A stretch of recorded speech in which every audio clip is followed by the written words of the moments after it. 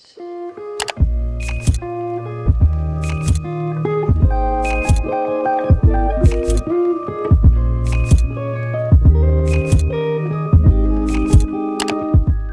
guys! Welcome back to my YouTube channel, and on today's video, Iikot ko kayo ngayon sa aking kwarto and ipapakita ko sa inyo yung mga DIY room decor.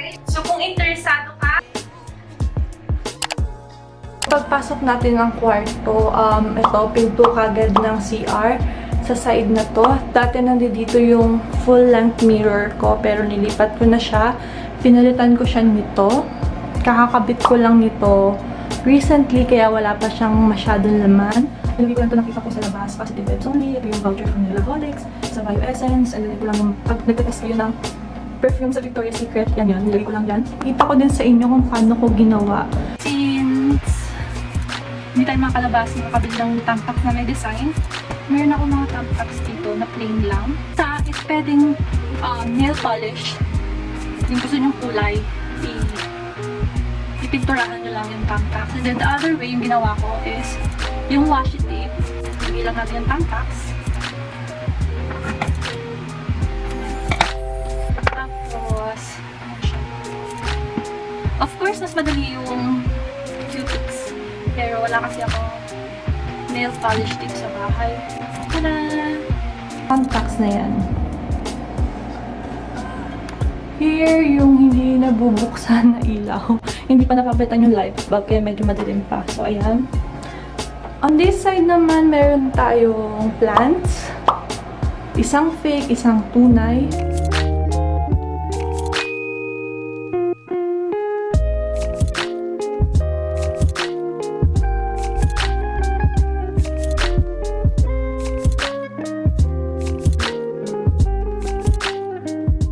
And then, here is yung mga lagi kong ginagamit sa face and sa body.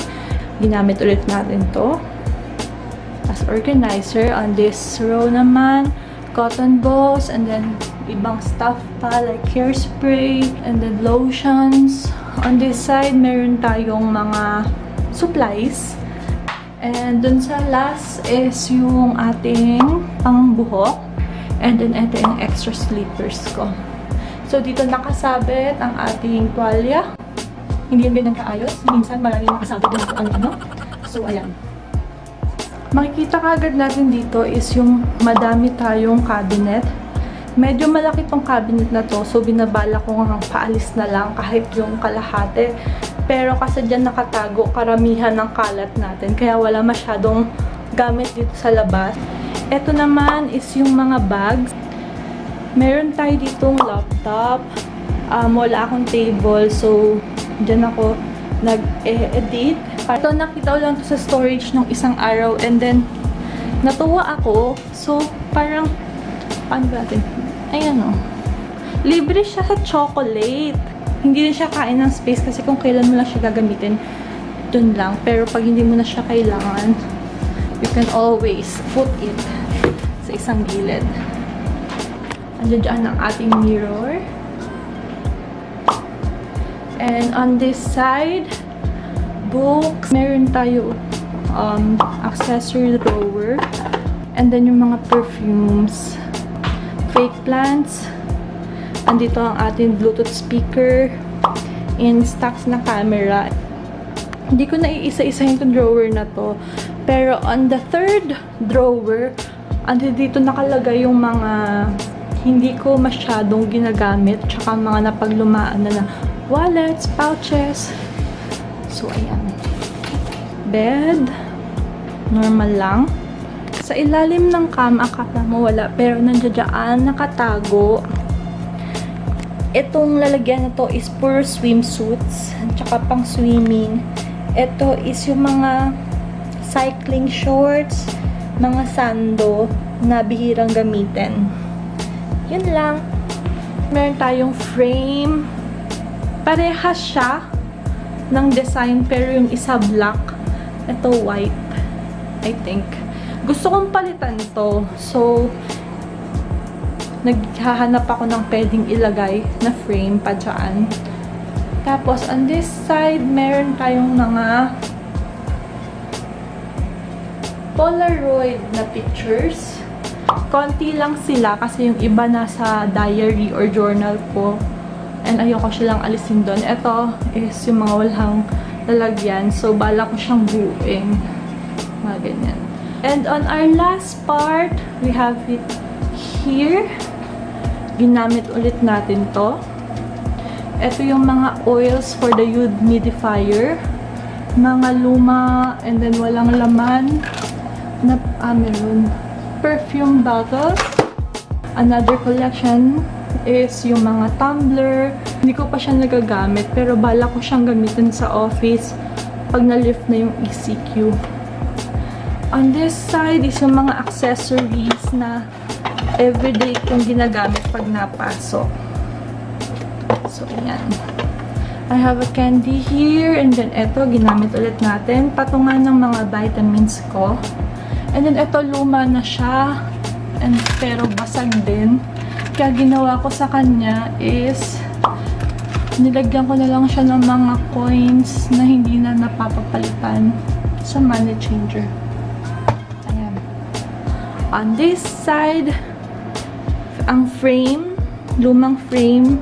Madami ako sa mga past travel ko na mga brochure.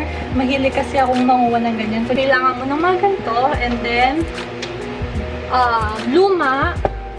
Actually, may laman tong picture before. Tinanggal ko lang kasi nakita ko nakatambak lang dun sa storage. And then, may mga pictures. So, tinanggal ko yung pictures. And then, kinuha ko lang to frame. Na imbis na mga cutout or yung mga pass na maliliit, since malaki yung frame natin, hindi ko na lang gugupitin yung mga maps na katulad nito. Tapos, i-collage ko na lang sila. Yan. Meron din ako dito mga thumbtacks. Pwede natin siya idikit sa ganyan. Ano yan na? Tadan! So, lalagay na natin siya sa frame.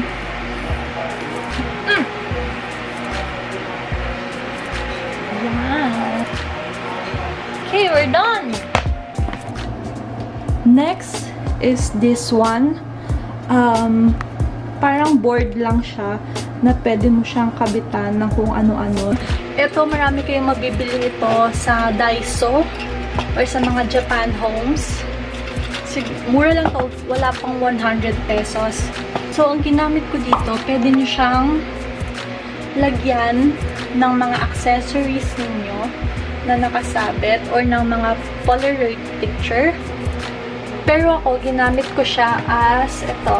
Kasi diba, usong-uso yung keychain na pasalubong pag may galing sa isang bansa or sa isang lugar, kung punta sa Boracay, bibigyan ka ng maliit na parang glass na merong sand. Even yung mga souvenir kong pins, ito yung college ako nung nag-convention tour kami sa Ilocos. This one is yung nameplate ko nung nag-work ako sa somewhere. Tapos ito yung college, nameplate ko nung college. Tapos ito yung nagtatrabaho ako sa airport. Parang baggage tag na nakuha ko. Even this one is a tag sa baggage. Pwede nyo ilagay dito yung mga things. Like this one. Ano to? Binili ko sa isang temple sa Japan. And then, gamit ko siya sa camera. Pero feeling ko nagagasgas kasi yung camera kasi may beads. So, I'm planning to put it here.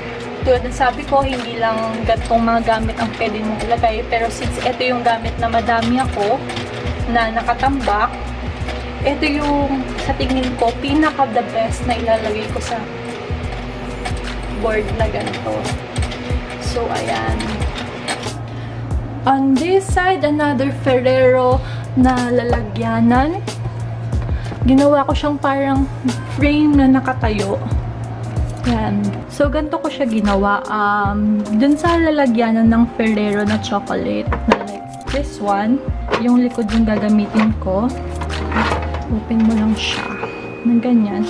And then, sa mga magazines, pwede kayong maghanap ng designs or ng pwede kayong mag-cut ng page na gusto nyong background dun sa magiging frame natin.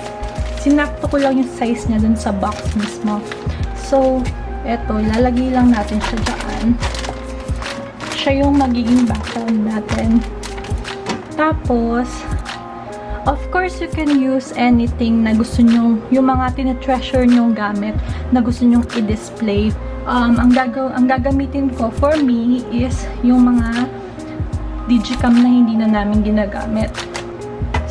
So, ito, i-arrange lang natin siya nung arrangement na gusto mo.